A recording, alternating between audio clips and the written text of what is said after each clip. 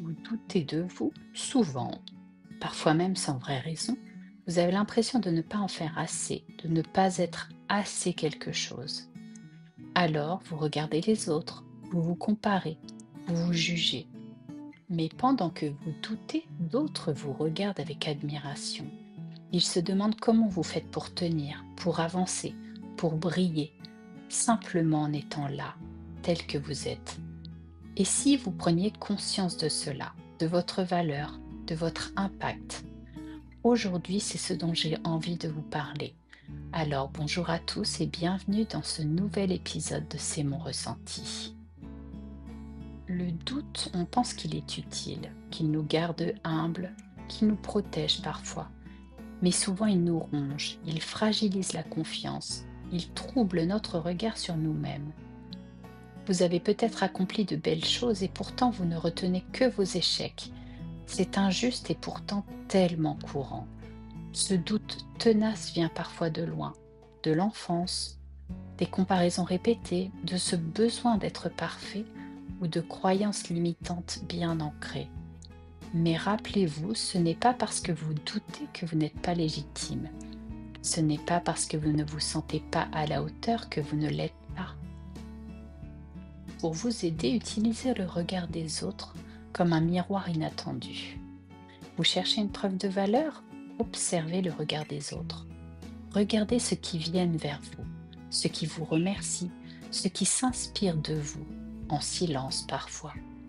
Il y a des personnes qui vous trouvent fort, il y en a qui se disent «Moi aussi j'aimerais avoir sa force, sa clarté, son calme».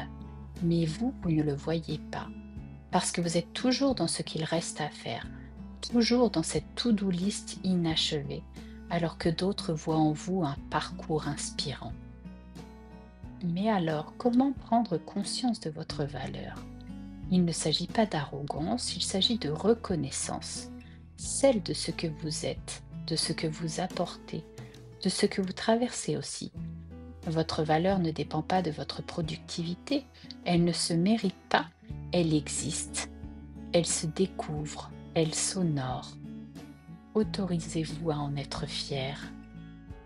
Passons maintenant à l'exercice pratique du jour. Il s'agit du miroir inversé.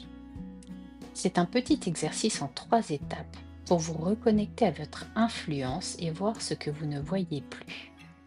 Première étape, faites la liste des choses que vous faites naturellement sans y penser. Vous écoutez, vous rassurez, vous trouvez toujours une solution, vous donnez de l'énergie autour de vous, ce sont vos forces invisibles et elles comptent. Deuxième étape, imaginez ce que diraient 3 personnes qui vous aiment si elles devaient vous décrire. Notez leurs mots, leurs phrases, celles qu'elles vous répètent et que vous balayez en disant «Oh, c'est rien, c'est normal». Non, ce n'est pas rien. Ce sont des reflets précieux de qui vous êtes. Et troisième étape, répétez cette phrase à voix haute. Je ne suis peut-être pas parfait, mais j'ai de la valeur. Même quand je doute, je suis utile, je suis important. Répétez-la et écoutez ce que cela fait en vous. Pour conclure, je crois qu'on a tous besoin de ce rappel. Dans un monde qui nous pousse à nous comparer, à viser toujours plus, il est facile d'oublier de se reconnaître. Alors je veux vous dire ceci.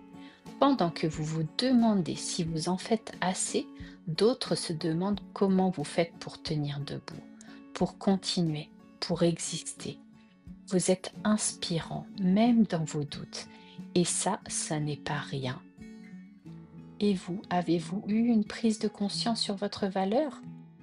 Partagez-la dans les commentaires ou envoyez-moi un message par mail. Je le lirai avec douceur et beaucoup de gratitude. Et si cet épisode vous a plu, pensez à le liker et à le partager. À très bientôt et d'ici là, pas à pas, laissez-vous inspirer par le changement.